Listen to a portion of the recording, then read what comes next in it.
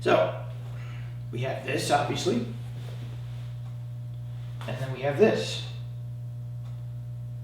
Why? When you go into cat stance for me, it's not so much about just kicking. It is that, but it's also about centering your mass. So if I want to move, if I go like this and I lean, and I fall into the technique, I'm a victim. Because every time I step, I'm not in control of my step, and it's easy for people to move my leg out.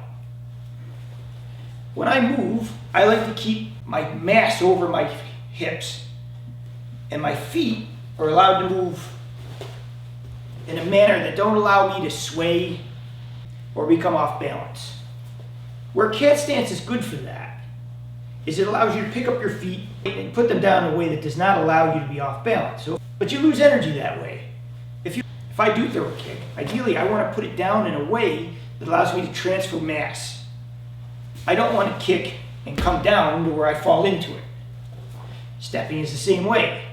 If I move and I want to step into something, a lot of times I'll place my foot there so that I can move my mass properly. The reason I'm doing that is because that's how I transfer the blow. So a lot of times what people do is they come in and they step and then they hit. If you actually step and let your mass transfer with your foot, there's a lot of power and close with that.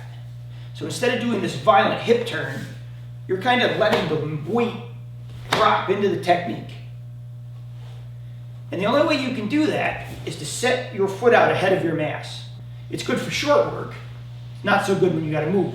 Because when you go like this, try it sometime. Go like this and try and run. See if you can transfer weight and then run. It's very awkward. Ideally, if you're going to run, you want weight on that foot, on the back, so you can push. You're on the toe like a cat, but just from here. So how you correct that problem is actually going to your heel. So when I do this, what happens is because it allows me to rock onto the foot, it allows me to move very quickly. A lot of times when I'm trying to slow down if I've been accelerated, like someone threw me forward, what happens is I'll kick my weight back like this, and I'll start rolling on the heels. So it allows me to take very quick, short steps that are not really fast. If I was trying to accelerate, what I would do is I would take my mass and center it over my feet so I could go fast. But when I'm trying to slow down, I'm trying to kick the weight back a little bit so my feet actually slow the motion down. Allow me to take nice quick steps anyways. So I can move very fast in a small space without having to cover a lot of ground. You won't believe how important it is to feel every part of your foot. Sometimes you're coming off the sides of the feet. Sometimes you're coming off the balls. Sometimes you're moving on the heels. And if you're not comfortable with every part of your foot, it's going to be really hard for you to move properly. And then you have to match it to where you center your mass. Like I said, mass forward, faster. Mass back, slower. But either way you do it, you don't want to have so much mass forward to where you're plodding and you're not in control of your steps. So you always want to be